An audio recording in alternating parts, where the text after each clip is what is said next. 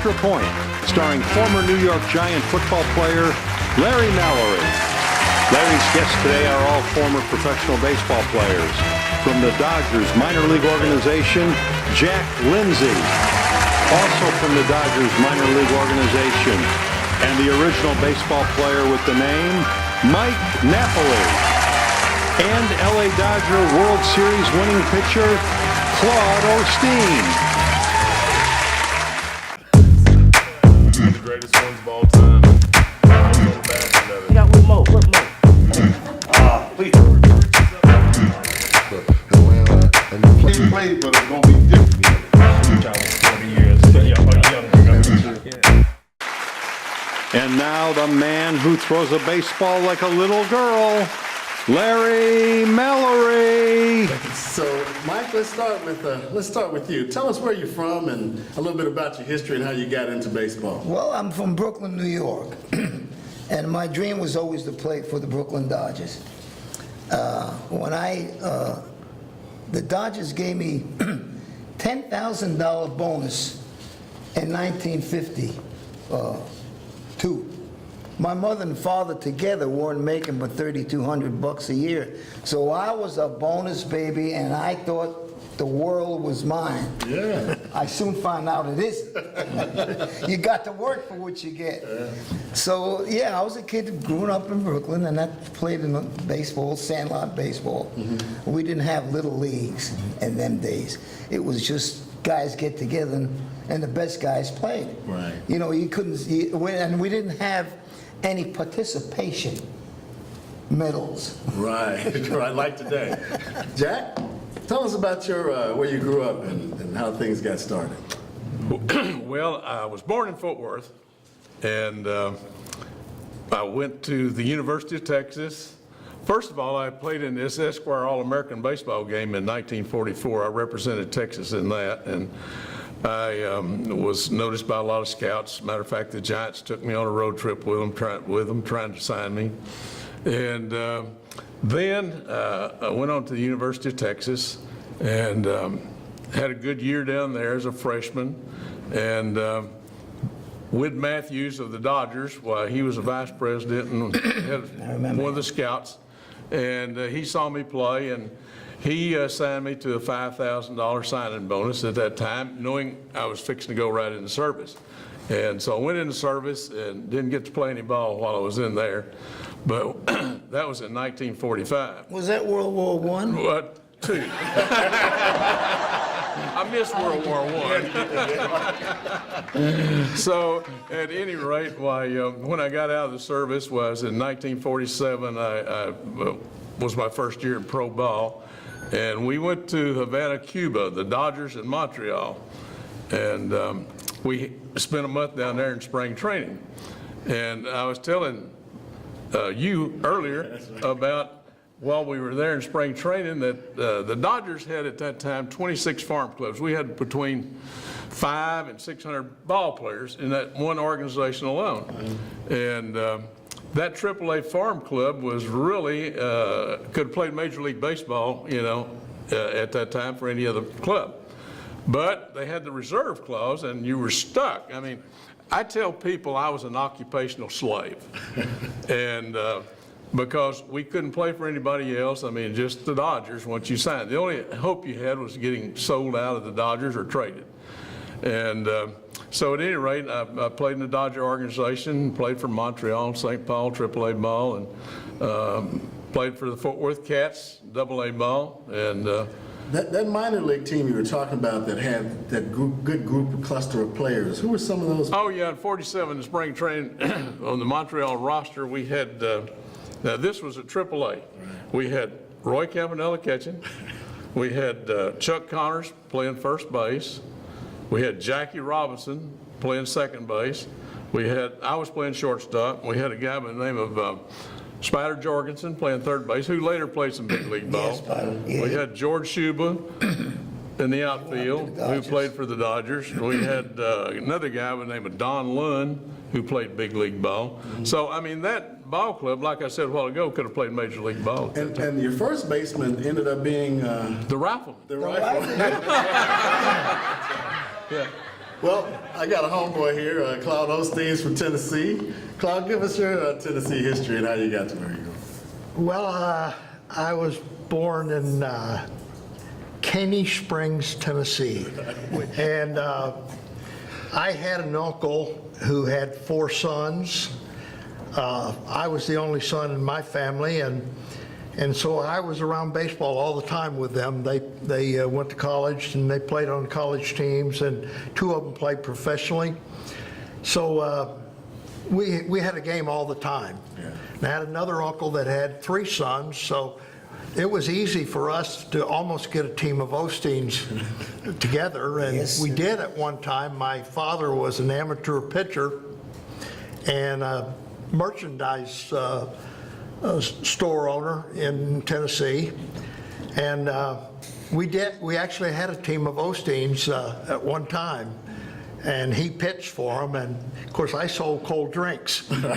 I wasn't big enough, but anyway, baseball was, I was around it all the time, and finally my father had to go to Cincinnati, Ohio to get employment, and I followed him up there, and that's kind of where I got my roots started as far as becoming a prospect to pitch.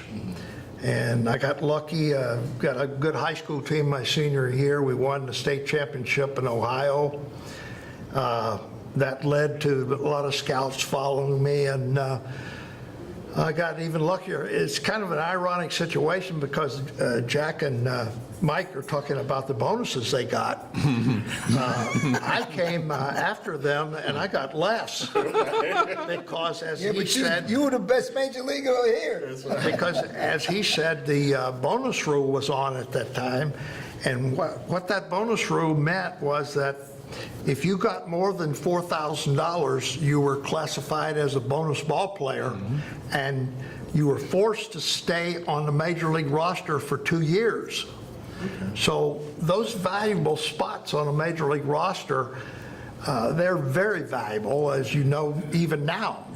And so that's why if you got more than that, you're going to have 2 years basically of not getting to play. And I wanted to play. I ended up getting $3,100 in cash, and there were 3 months of the season left of that year that I signed. And I went to Nashville, which was AA ball at that time, the Southern Association. And so I got $900, $300 a month for 3 months, and $3,100, so I got my $4,000. But I got around it a little bit because I made them give me an oral agreement that I would make X number of dollars the next year. And they made good on it. And so that's kind of my introduction to the professional ranks. You know, your last name always, you know, it somewhat invites people to wonder if you're related to one of the more popular ministers in the country. Would you want to talk about your last name? Yeah, it's kind of funny. When I was pitching well for Los Angeles, Joel Osteen had just come onto the scene, and everybody used to ask me all the time, are you related to Joel? And I would say maybe some distant relations and so forth. And then as time went on, of course, my career started to get in the latter part of it, and he was going the other way. He was going uphill. And so he started getting the same question that I got. They would ask him, are you any relation to the ball player? Baseball as a sport, and maybe actually of all the sports, they have a lot of superstitions, you know. Oh, yeah. And let's talk a little bit about, you know, we have a catcher, a shortstop, and a pitcher on today. So tell me some of the catcher superstitions. I didn't have any. Not at all. Listen, when I left to play baseball, my grandfather took me on the side. He says, I'm going to give you 3 things to remember the rest of your life. He says, 1, moderation. He says, you could lick strychnine and it won't kill you, but if you take a teaspoon of it, you're dead. And the other thing was feed your body well. Don't eat a lot, but feed your body. And the You third didn't agree thing- with that, did you? I agree with that. And the third thing was laugh. Don't we find out now that laughter helps people right. that are, if their mind is happy? I talked to Bobby Brown about this. He's a doctor, heart doctor. I says, what part does laughter play in people that are convalescing? He says, Mike, he says, we don't know, but we know one thing. When the mind is happy, the medicine seems to work better. Wow. So I think there's something to that. If you're happy, a lot of good things happen. When you're sad, a lot of bad things happen. So let's all be happy. That's right. That's all we have. What do you think, Jack? Any superstitions or? Oh, I was just trying to think about that. I used to have, well, it wasn't necessarily a superstition, but I used to like to, when I was coming off the field, step on third base. Okay. I don't know why. Yeah. I had a few. Left-handed pitchers, they. I was a preparer as a pitcher, and I always thought that I was more armed with information before I pitched than any of the hitters that I'm going to face. I knew their weaknesses. I knew where if I throw the ball and I hit my spot, I'll get a ground ball to shortstop, this, that, and so forth. So I spent a lot of time preparing, not only physically, but mentally. And on the day that I pitched, that I'm going to pitch, I kind of had a superstition. I needed to be alone with my thoughts. Yeah. And of course, when you got 4 boys running around in the house, and the wife is going to ask you to do honeydews and everything, I had to set kind of a unwritten rule that, hey, this is my day. Yeah. And if you ask me to do something, I might feel like doing it, and I would do it. Yeah. But if it hit me the wrong way and I didn't like it, I was very superstitious that was going to get in the way of my performance that day. Right. And so maybe that's taken it a little bit too far, but at times my wife knew not to ask me too many strenuous things on that day. I hear you. I said, I'll do anything the rest of the days. But that day you need to But that's focus. mine. And back then, it came every 4 days, not every 5 days, because we pitched for 10 years on a 4-man rotation. Oh, wow. Oh, yeah. You know, Jack and I talked a little bit about the reserve clause. A lot of people might not remember the reserve clause. You want to talk a little bit about that, Jack, and the Yeah, well, hierarchy of the reserve clause? yeah, back when I was playing ball, which is in the dark ages, they had this reserve clause. It had been upheld by the Supreme Court. And what it amounted to is once you signed with an organization, you were their chattel or their property. I mean, it was just kind of a unilateral contract. I mean, they had all the rights and privileges to you, and you had really none, so to speak. Right. And that's why a lot of ball players who could have played Major League Baseball were held down because they got behind somebody. And there was no such thing as free agency like there is today. And that's what the reserve clause was. And it had a direct being on salaries. Yeah. Oh, absolutely. I went in one year after winning 17 games, and I ended up, because of the reserve clause, taking a $1,750 cut for winning 17 games. That's right. You would think it would go the other I'm way. 3 games from being a 20-game winner, and I was dealing with Al Campanis then, and, Yeah. and of course, He signed me.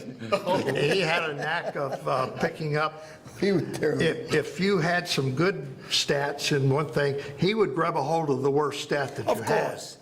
That's And In if terms you- of contract negotiations. Yes, Yeah. and if you weren't prepared with an answer or something, and, I had some great stats that year in winning 17 games, and he said, well, your ERA was too high. Too many runs average you're giving up. And so I took the $1,700 cut, and I said, I'm going to tell you right now, I'm going to get it back next year. Of course, you never get it back. Once you take a $1,750 cut, you never get that $1,750 back because you shouldn't have been there in the first place. But anyway, I won 20 the next year, and I said, hey, here's where we're going to start. Yeah, that's right, that's right, that's right. Jack, you were playing behind who? Pee Wee Reese. Okay. Who's a Hall of Famer. So, I mean, there were several good shortstops in the organization at that time, you know, that, were held down. They could have played Major League Baseball, you know. So we're with another team. Right, right. And Mike, catching, I mean, did it affect your knees? I know you're important. No, it affected my head. Those foul tips off the mask. I'm telling you, you see stars. You actually see stars. You grab for them? No, everything worked good until I got around 80 years old. Now my knees hurt, my ankles hurt. But you know, I had a little old maid aunt when we were kids growing up. She used to tell us, take care of your body, because when you get old, you're going to pay for it. Was she ever right? So that's the way we are. But you know, I got all my kids and all, they're all here. That keeps me going. Yeah, you And bet. you still playing a little golf? Yeah, once in a while. He's our golf guy. He's still going and we're slowing down. That's true. Well, he's golfing, but Jack, tell us a little bit about your dancing career. Aren't you a pretty good? Well, no, I don't have a dancing career, but I do go dancing. Is that for exercise or? Oh, no, it's for fun. Just for yeah, fun? Yeah, I like to dance. Okay. Yeah, absolutely. Usually, I go every Friday night dancing at the Elks Club. Oh, cool. You know, we talked about the reserve clause and playing behind certain, not being able to move around. What were the frustrations in regards to that, especially when you know that you're a good ball player and you can go to the next level, but you can't because of a clause? What was it, frustrating? You know the way I looked at it, Larry, was this way. I have no animosity. Campanella was the better catcher. I wasn't as good as him. Nice. And that made my peace. He was a wonderful guy. Tremendous guy. Jolly, and a heck of a ball player. Yeah. So I'm telling myself, hey, if you're better than him, you can get PO'd. But you're not. I got you. And you stop right there and you accept what happens to you. Right. But I had a lot of fun. I played with all those guys, and Reese and Robinson and Campy, and so I had my little time, Yes. which I cherished. Nice. Yes. So that was the way it was. Yeah. Any frustrations, Jack, in terms of? Oh, not real frustrations, but I mean, just like in any occupation and all, you'd like to go to the next level. And I think Mike is being a little bit facetious here because I'm sure he wanted to go to another ball club and be. Yeah. But it wasn't that you wanted to replace Reese. It was that you'd like to go to another ball club and get that opportunity to play. You know? And I think that's only natural. And then on the other side, sometimes, you know, they're stacking talent and keeping talent available for injury and those type of things. Oh, yeah. Oh, the Dodgers were noted for that. I mean, like I said, when you got between 500 and 600 ball players, I mean, you didn't want to stump your toe because there's somebody else ready to take your place. Claude, you had a great career as a pitcher. You know, regular season success, World Series success. Just talk a little bit about your pitching career. Yeah, I got a break when I got traded to the Dodgers from the last place, Washington Senators. I had won 15 games for them, and that's a ticket to get out of there. Although I really enjoyed pitching at Washington because it was like serving an apprenticeship because they were a last place club, they were an expansion club, and anything that you did positive was going to get you attention. And so they had a chance to trade me to the Dodgers. It was a good trade for both teams. They got Big Frank Howard and 5 other players. Wow. And I'll tell a story about that in a few minutes. But anyway, that got me to LA, and of course at LA we had Koufax, Drysdale, myself. So I was that other Dodger pitcher. Yeah. And in the third position there, you know, you can pitch pretty freely, and I put a lot of pressure on myself because I knew I had to do some great things to live up to what I knew they were going to do. Right. So I prepared myself well and had some great years there under not so much offense. We didn't have the Say and Lopes and Buckner that came along later. Mm-hmm. We had to manufacture runs. We had Wills would steal a base, they'd move him over to third and score on a wild pitch or sacrifice fly. Yeah. And that was a big rally. And once you got one, you better hold it. Yeah. And so we got accustomed to pitching like that. And it was kind of fun. It was kind of fun. It kept you in the game. You didn't make mistakes, because if you did, you were going to get beaten. Yeah. And so it was kind of funny. They were doing this article on me. Jim Murray, a famous writer out there, a sports writer, won the award for many, many years, was going to do a story on me in Sports Illustrated. And the name of it was That Other Dodger Pitcher. Okay. And so you never knew what angle Murray was going to come at you with. And so he came up to my room.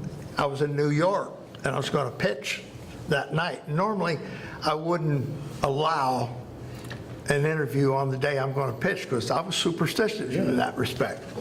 But anyway, I figured, this great writer, I got to do this. And he interviewed me, and I went out and I just stumped the joint up, something awful. I mean, I had one of my worst games. And boy, I tell you what, I was apprehensive about this article when it was coming out, and really, I feared the worst, but he did a fantastic job of writing story, and had nothing in there about my failure that night. So I was relieved in that. He became a friend. Oh yeah, real quick. I had some interesting things happen to me out there. Of course, I got involved in the World Series the first year I was there. I won 15 games. The World Series came about, and Koufax was celebrating Yom Kippur, so he wasn't the pitcher in the first game. Drysdale started that game, and he was beaten. And then Koufax came along and started the second game, and he got beaten. And here I come, and I managed to throw a shutout. And it kind of turned the series around for us and got us on the right track. We won the thing in 7 games. Koufax beat the Twins in the 7th game, 1-0. And I had to go in the service immediately after that series was over. I was in the Army Reserve, and I had to spend my 2 weeks at Fort Meade, Maryland. And I was living at that time, I had a home just outside of D.C. in Beltsville, Maryland. And fortunately, Fort Meade was only 15 minutes from my house. So I went and reported immediately after, and I figured, well, big World Series hero, and and this is going to go well. I checked out all my equipment and put it in a station wagon. They allowed me to stay home every night. So I reported every morning. And finally, I noticed everybody was treating me like a dog. I mean, I couldn't figure it out. Man, I'm supposed to be getting some attention here.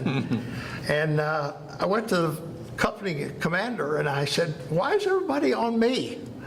And he said, you really want to know, huh? I said, yeah. He said, well, in the World Series, he said, this whole company was betting on the World Series. And when Drysdale started the first game, they said he can't lose. And they bet against him, or they bet on him. And he lost. So here comes Koufax, and this is a sure thing. And they bet on him, and they lost. And here I come, and they said, there's no way this guy can win. And they bet against me, and he said, basically, the whole company is broke. They don't have a penny. That other picture. Yeah. That other picture. Yeah, he was that other picture. Now, that's the 65 World Series. Yeah. 65. Yeah, and then in the 66, done by then. we were in the series in 66 also against Baltimore. And in that series, we lost 4 straight to Baltimore. And in games 3 and 4, Drysdale and I got beat both 1-0, 1-0. Oh, wow. So runs were hard to come by then. And in respect to the grass on the infield, checking things out on the ball perimeters and everything, I was a nut on that stuff. I studied every corner of every ballpark, and I always checked the wind to see which way it was blowing when I'd come to the ballpark. That's going to tell me how I can pitch that day, because I had the control to do that and put the ball where you want to, and you could pretty much expect hitters to do what you wanted them to do. If you made a mistake, you'd hit it out. But anyway, I remember when the Astrodome came into existence, and that was the first AstroTurf ballpark. And that was a real problem for pitching initially, because of the fast infield and everything. And you know, you're accustomed to, say, jamming like I was a left-handed pitcher and jamming a left-handed hitter. If you had a man on first base, you'd win the war or you'd win the battle, but you lose the war because he's going to trickle it between first and second, and it's going to go through for a single, and you're backing up third, and you haven't made a mistake yet. You broke his bat in 12 pieces. Yeah. So you had to learn how to do things like that and stay away from those danger points, and it made you a better pitcher. I wanted to ask Jack and Mike, and starting with Mike, you gave me a roster of the 1956 spring roster of the Brooklyn Dodgers. You recognize those guys? Well, tell us about a few of the guys on that list. Well, Pee Wee played first base. Jackie Robinson played second base. Spider Jorgensen was the third baseman, but his name is not on that list. So Billy Cox was Billy third Cox. baseman, Billy Cox. And Duke Snyder played center field, and Carl Furlow played right field, and Sandy Ambrose played left field. That's not a bad lineup. That's not a bad line. Was Don Newcomb on that team? Yes, he was. Don Newcomb was. Yeah, Don and I, the last year I played was Spokane. They sent me to Spokane. And Don and I were roommates when we went to Portland. When we went to Portland, there was a guy named Satchel Paige. Is that familiar? Sounds familiar. So Satchel used to get every year he'd get a new contract and go to a different club.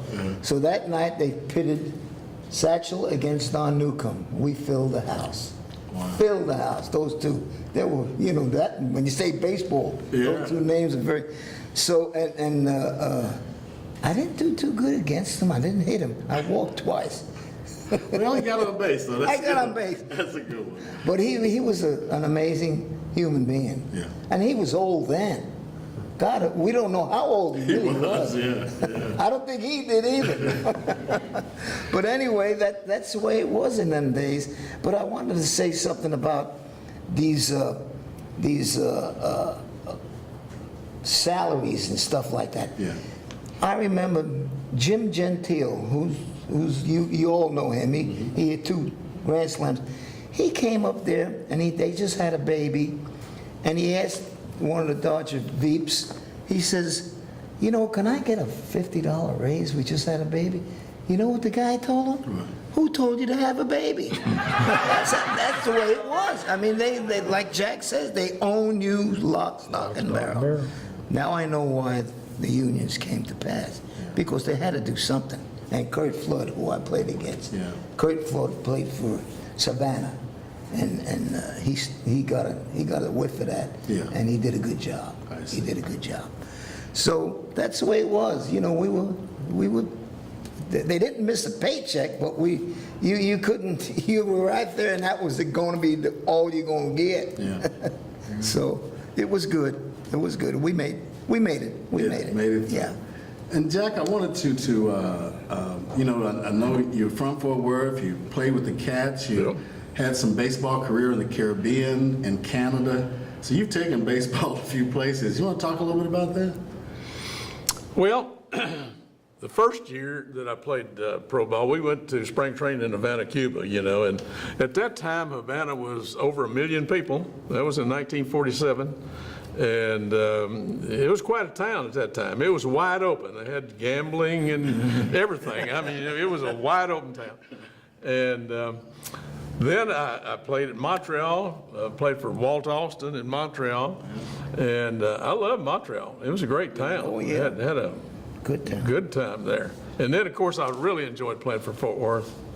For the Cats? Oh, yeah. At that time, I mean, back in '48, the first year I played for the Cats, we won the pennant and won the playoffs and played Birmingham in the Dixie Series. And I'll tell you a little story about that. We go down to Birmingham, and the first game, we beat Birmingham handily.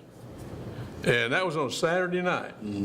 Well, Sunday morning, a bunch of our fans got this brilliant idea. They had a ceremony before the ball game at home plate. They had this wreath burying Birmingham.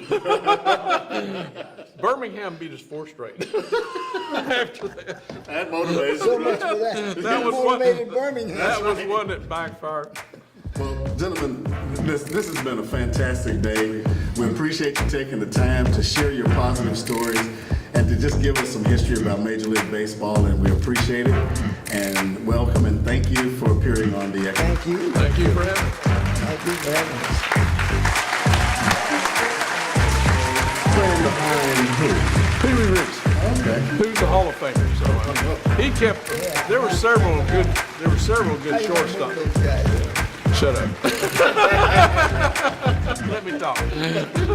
There were certain. The Extra Point, the Generation Broadcast Center program that promotes the positive aspects of professional sports and promotes the positive aspects of former and current professional athletes.